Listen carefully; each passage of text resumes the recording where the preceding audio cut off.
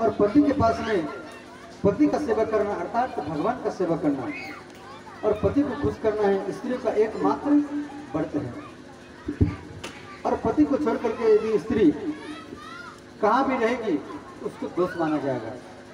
इसलिए स्त्री 2-4 दिन के लिए वो पीहर घर जा सकती है, इससे ज़्यादा कहाँ भी रहेगी उसके ऊपर में उसको दोषी माना जाएगा।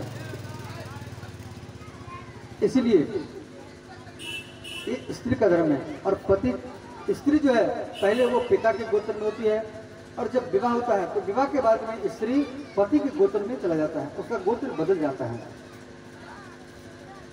और बेटी जो है बेटी अपने पिता को जीते जी अवस्था में वो वैकुंठ पहुंचा देती है।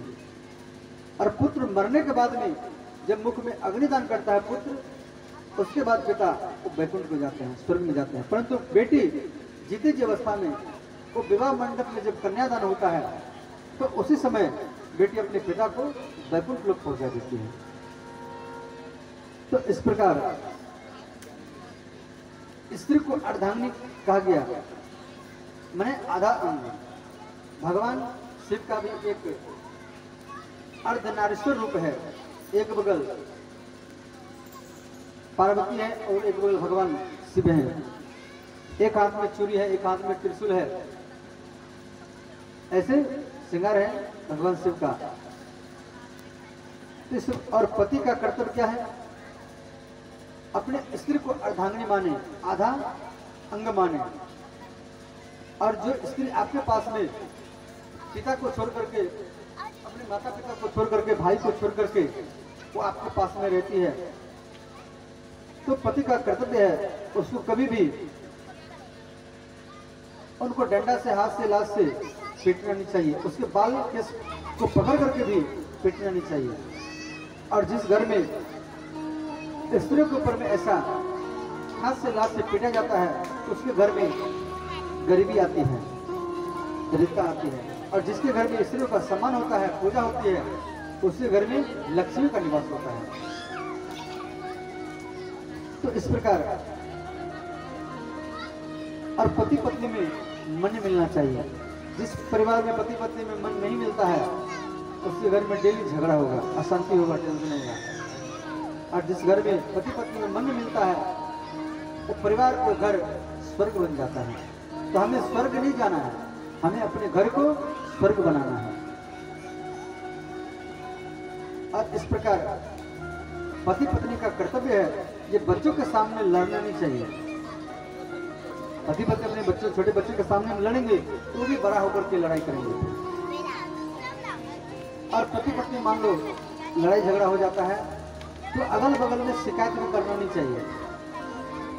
बहुत पति पत्नी क्या होता है, लड़ाई कर लेते हैं और अगल बगल में शिकायत भी कर देते हैं।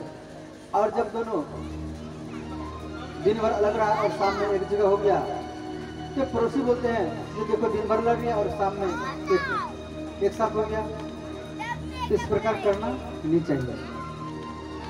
मानो लड़ाई हो गया तो फिर 2-4 घंटा के बाद वो फिर मन मिल जाएगा, तो शिकायत करने की क्या जरूरत है? इसीलिए शिकायत करना नहीं चाहिए। कभी कभी भगवान श्री कृष्ण रुक्मिणी के साथ लड़ जाते हैं, भगवान शिव पार्वती के साथ लड़ते हैं। लड़ाई कहाँ नहीं होता है, हर जगह लड़ाई होता है। तो लड़ाई आपका स्वरूप नहीं है, आपका भक्ति स्वरूप है। आप 24 घंटा भगवान का भक्ति कर सकते हैं, परंतु 24 घंटा आपको कहा जाएगा कि घड़ी देकर के 24 घंटा लड़ाई करो, तो आप 24 घंटा लड़ाई नहीं कर सकते हैं। इसीलिए आप भक्ति कर सकते हैं, भगवान का भजन कर सकते हैं 24 घंटा। इस प्रकार पति पत्नी में हरदम प्रेम होना चाहिए। और पति पत्नी जहाँ एक जगह हो तो वहाँ कभी भी भोग का विषय का चर्चा करना नहीं चाहिए।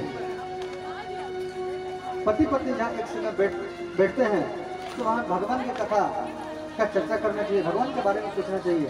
देखो भगवान शिव और माँ पार्वती जब एक जगह बैठते हैं तो राम कथा शुरू कर देते हैं, भागवत कथा शुरू कर देते हैं। और जिस पति पत्नी में जब ये भगवान का चर्चा होगा तो उसके घर में कोई भगवान का भक्त ही जन्म लेगा। तो इस प्रकार और सास का क्या कर्तव्य है? तो सास का कर्तव्य है ये अपनी बेटी का विदाई अपने हाथ से ना करे, बेटे का विदाई अपने बहू के हाथ से करवाए। मान लो आप जीवित हैं तो आप अपनी बेटी को विदाई कर रहे हैं, और जब आप नहीं रहेंगे तो फिर आपकी बेटी को विदाई कौन करेगा? तो इसीलिए सास का कर्तव्य है अपने बेटी का विवाह अपने पुतोह के हाथ से करवाए। मान लो आप नहीं है, आपके पुतोह आपके बेटी को खुश होकर के फिर विदाई करेगा। और भाई का कर्तव्य है ये बहन के साथ कभी लड़ना नहीं चाहिए। बहन जो होती है वो सबासिन होती है, वो 2-4 दिन के लिए आपके घर में रह रही है, फिर तो अपने वो ससुराल चली जाएगी। इसीलिए भाई का कर्तव्य है कि अपने बहन के साथ में लड़ना नहीं चाहिए। बहुत भाई होते हैं बहन के साथ लड़ जाते हैं। तो इस प्रकार और घर में कपड़ा लाते हैं तो पहले अपने बच्चों को नहीं देना चाहिए, पहले भाई के बच्चों को दो, बहन के बच्चों को दो। इस प्रकार मान लो अपने बच्चों को देंगे तो मन में सोचेगा जो अब अच्छा कपड़ा था वो अपने बच्चों को दे दिया, जो खराब कपड़ा था वो मेरे बच्चों को दिया। वहाँ गेट पे लिख रहा है वहाँ पे।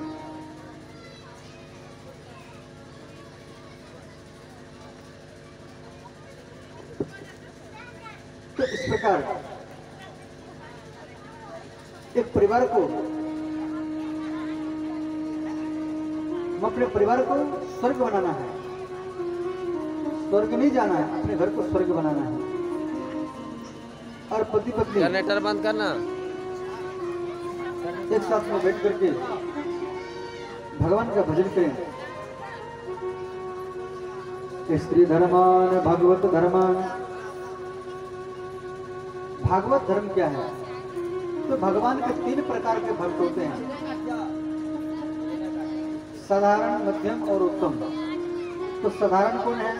जो मंदिर में जाकर के पूजा पाठ करता है, अगरबत्ती लगाता है, मिठाई चढ़ाता है, वो साधारण भक्त है।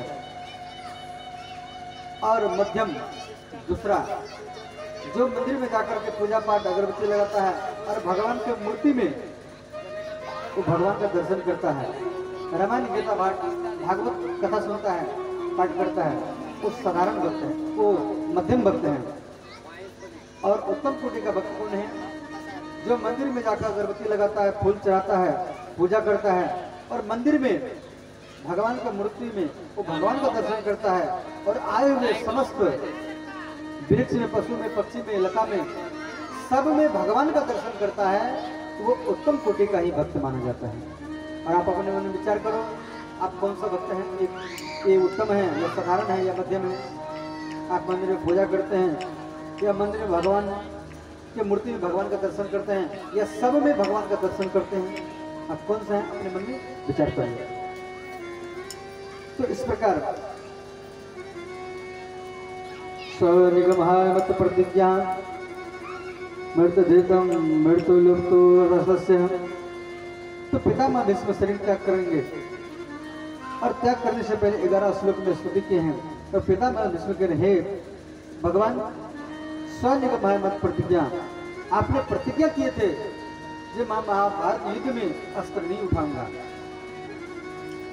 जब अर्जुन को जब बाण मारे पितामह भीष्म, तो अर्जुन रथ से नीचे गिर गया और पितामह भीष्म अर्जुन को मारने के लिए जा रहे हैं। तो भगवान श्री कृष्ण ने अर्जुन आप खड़ा हो जाओ और आप बाण उठाओ। तो अर्जुन कह रहे ये मेरे घर के पितामह हैं, मैं अपने सगे संबंधियों पर कैसे बाण चलाऊंगा? कहा आप युद्ध करने के लिए आए हैं, युद्ध में कोई सखा संबंध नहीं होता है, युद्ध में आप प्रहार करो। तो अर्जुन नहीं उठे और भगवान श्री कृष्ण सुदर्शन चक्र लेकर के वो पितामह भीष्म के खड़े हो गए। तो वहीं पे पितामह भीष्म कह रहे हैं स्वनिगमहाय मत प्रतिज्ञा। पितामह भीष्म कह रहे हैं भगवान आपने प्रतिज्ञा किया था जो मैं महाभारत में अस्त्र नहीं उठाऊंगा, परंतु मैंने भी प्रतिज्ञा किया था ये आपसे अस्त्र उठा करके छुड़वाऊंगा। और आज वही भगवान श्री कृष्ण चक्र उठा करके पितामह भीष्म की ओर बढ़ रहे हैं। और पितामह भीष्म कह रहे हैं जय प्रभु आप कितना सुंदर लग रहे हैं, आपके हाथ में ये चक्र है, बहुत सुंदर लग रहे हैं। आपके हाथों से मैं मरने के लिए तैयार हूं, और आपके हाथ से अगर मरूंगा तो मेरा सदगति होगा। तो इस प्रकार प्रबल प्रेम पाले पर कर प्रभु को नियम बदलते देखा। अपना मान भले टल जाए पर भक्त का मान न टलते देखा। ये पितामह भीष्म कह रहे हैं कि आप भक्तों का मान रखने के लिए इस सुदर्शन चक्र धारण किए हैं। आप भक्त वत्सल हैं। तो इस प्रकार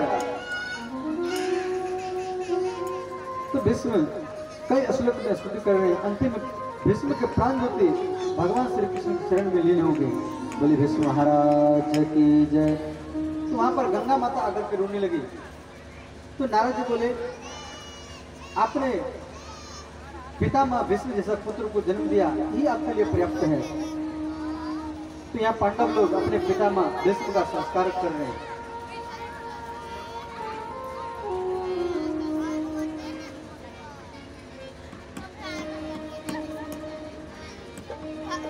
जब जाएगा यहाँ से कुछ भी न साथ होगा, 2 गज कफन का टुकड़ा तेरा लिबास होगा। जब जाएगा यहाँ से कुछ भी न साथ होगा, 2 गज कफन का टुकड़ा तेरा लिबास होगा।